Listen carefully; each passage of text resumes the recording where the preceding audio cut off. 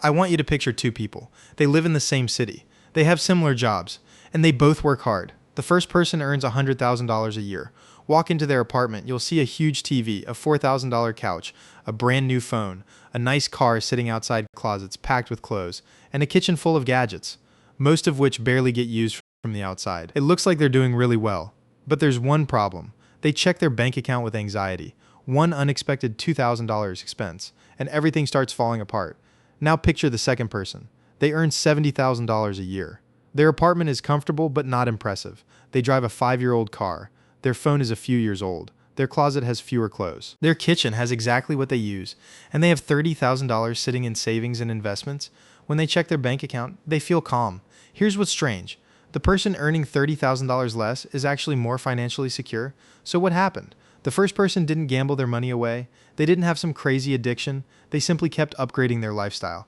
Every time their income increased, a nicer apartment, a nicer car, more subscriptions, more restaurants, more vacations, more stuff, and eventually, almost every dollar they earned had somewhere to go. The second person discovered something completely different.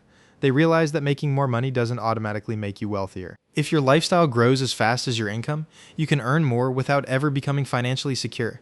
And that led to a question that changed the way they looked at every purchase. How much is this lifestyle actually costing me? Because the price you see on the receipt isn't always the real price. Here's the part most people never calculate. Every time you buy something, you pay for it twice. The first cost is obvious. It's the number on the receipt. A $40,000 car costs $40,000. A $1,500 phone costs $1,500. A $2,500 apartment costs $2,500 a month. But then the second cost begins. Take the car. That $40,000 purchase also comes with insurance, gas, maintenance, registration, tires, repairs, and interest if you financed it. Suddenly, the $40,000 car isn't really a $40,000 decision. It's a decision to keep paying for that car year after year. And this happens with almost everything. Buy a bigger apartment. Now you're paying more rent, but also more utilities, more furniture, more space to maintain. Buy a boat. Now you need insurance, storage, fuel maintenance, equipment. A purchase can create an entire ecosystem of new expenses. And there's another cost that's even easier to miss. Opportunity cost. Every dollar you spend on something is a dollar that can't be invested somewhere else. Imagine you spend $10,000 upgrading your car. That isn't just $10,000 gone. If that money could have earned an average 8% return over 20 years, it could have grown to more than $46,000. So that car upgrade potentially cost you the $10,000 you spent, plus more than $36,000 in future growth. That's why the wealthiest decision isn't always, can I afford this? It's, what else could this money do? And once you start asking that question, some purchases suddenly look very different. This is where the minimalist approach gets interesting. Before Ryan buys something, he started asking one simple question. How many times am I actually going to use this? Because the price tag doesn't tell you whether something is expensive. The number of times you use it does. Imagine you find a $200 jacket. It looks great. You love it. But realistically, you might wear it twice. That's $100 per wear. Now imagine another jacket costs $400. It isn't as exciting, but you wear it twice a week for 4 years. That's roughly 400 wears. 400 wears divided by 400, 1 barks per wear. The $400 jacket is actually dramatically cheaper. And this works in the opposite direction too. Imagine you're about to spend $300 on a kitchen gadget because you saw it online. It looks incredible. You tell yourself, I'll use this all the time, but if you only use it 5 times, that's $60 per use. Suddenly, that doesn't look like such a great deal. Now compare that with something you use every single day. A $1,500 mattress sounds expensive, but sleep on it every night for 10 years. That's more than 3,600 nights, less than 42 cents per night. That's when Ryan realized something. Minimalism isn't about always buying the cheapest thing. Sometimes, it's about buying the thing you'll actually use. The goal isn't to spend less on everything. It's to spend less on things that don't matter, and spend confidently on the things you use constantly. Because the cheapest purchase isn't always the one with the lowest price. Sometimes, the one that gives you the most value for every dollar you spend. Now Ryan had a new problem. He started looking around his apartment and realized he owned a lot of things he probably didn't need. So he tried something simple. He picked up an item and asked himself, if this disappeared today, would I actually spend money to replace it? Think about your own home for a second. That kitchen gadget you haven't touched in a year. Those clothes sitting in the back of your closet. That old gaming accessory, that piece of exercise equipment you were convinced you'd use. If it disappeared tomorrow, would you buy it again? If the answer is no, why do you still own it? Ryan realized a lot of his possessions weren't things he had intentionally chosen to keep, they were things he'd simply never gotten rid of. The sale made him buy them. A friend gave them to him, he used them for a hobby he abandoned, or he bought them because they seemed useful at the time, and each individual purchase seemed harmless. $20 here, $40, they're hundreds occasionally, but hundreds of these decisions eventually turn into thousands of dollars sitting around your home. And here's the uncomfortable part. You don't just pay for these things when you buy them. You pay with space. You pay with time. You clean them, organize them, move them, store them, and eventually you have to decide what to do with them. Ryan wasn't trying to become someone who owned nothing. He simply wanted every possession to earn its place. So he started using one rule.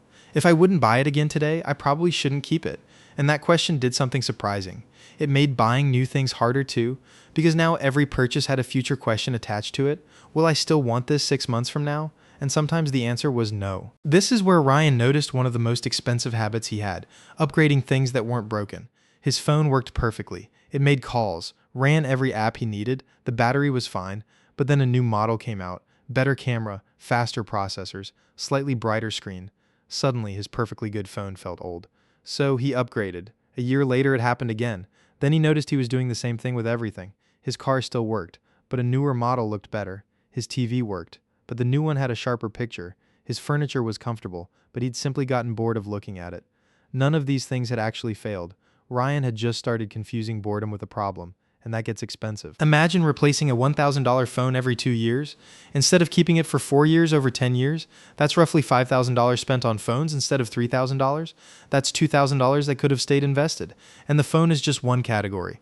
Do that with your car, your clothes, your furniture, your electronics, your vacations. Suddenly, a higher income doesn't create wealth. It simply gives you more opportunities to upgrade. That's why Ryan created a rule: never replace something just because something newer exists. Replace it when it genuinely stops doing its job, because there's a huge difference between I need a new one and I want a new one. Once Ryan started separating those two, he realized how often he'd been spending money to solve a problem that didn't actually exist. Ryan realized something else. He had been trying to control his spending with willpower, and willpower is terrible at managing money. Because imagine you're tired after work. You open Instagram, you see an ad for something you've been thinking about. 2 taps, and it's ordered. The problem isn't that Ryan was irresponsible. The problem was that spending was incredibly easy. So he changed the environment instead. He removed his saved credit cards from shopping websites, deleted shopping apps from his phone, unsubscribed from promotional emails, and created one simple rule. If he wanted something that wasn't necessary, he waited 24 hours. Not forever, just one day.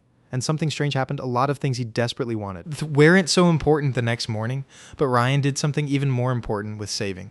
He automated it every payday before the money had a chance to disappear.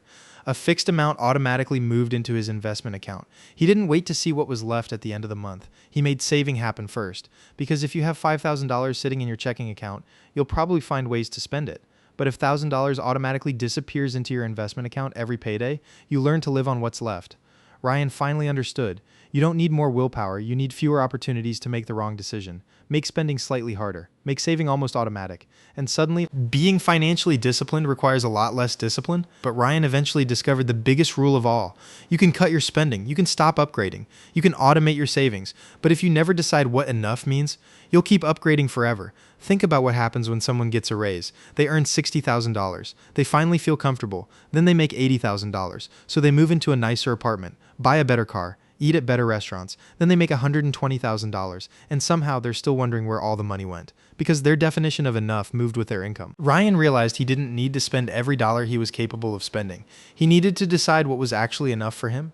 Maybe his current apartment was enough. Maybe his 5-year-old car was enough. Maybe eating out twice a week was enough. And once he decided that, something powerful happened. Every raise no longer had to become a lifestyle upgrade.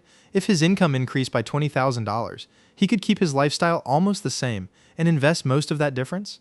That's how income starts turning into wealth. Because wealth isn't really about how much money you can spend. It's about how much money you don't need to spend. The person earning $200,000 but needing $195,000 just to maintain their lifestyle has very little freedom. The person earning $80,000 and living comfortably on $50,000 has $30,000 of breathing room every year. That breathing room is what gives you options. The ability to survive a job loss, take a career risk, handle an emergency, invest, or simply sleep better at night. Ryan used to think financial success meant being able to afford more. Now he sees it differently. The goal isn't to own everything you can afford. It's to build a life that doesn't require everything you earn, because the moment you stop upgrading your lifestyle every time your income rises, your income finally has room to build your future. And maybe that's what financial stability really is. Not having more, but needing less. And that's what Ryan finally understood. Minimalism was never really about having an empty apartment. It was about creating financial space. Because every dollar you don't spend can become savings. Every upgrade you don't make can become an investment. Every possession you don't buy can become another option in your future. And that's the part most people miss. Wealth isn't just about what you own, it's about what you can afford to walk away from. A job you hate, a bad investment, an unexpected emergency, a financial decision you don't agree with. When you have no margin, you don't have many choices. When you have savings, you do. So the next time you get a raise, they don't automatically ask, "What can I afford now?" Ask, "How much of this do I actually need?" Because you can spend your entire life upgrading your lifestyle and still feel like you're behind, or you can decide what enough looks like and let everything above that build your freedom. Ryan used to think getting richer meant being able to buy more. Now he understands something completely different. The goal isn't to afford a bigger life. It's to build a life that doesn't require more money to keep going, because the person who needs less has more room to save, more room to invest, more room to take risks, and ultimately more freedom. That's the real power of minimalist money, not owning less, but needing less to feel like you have enough.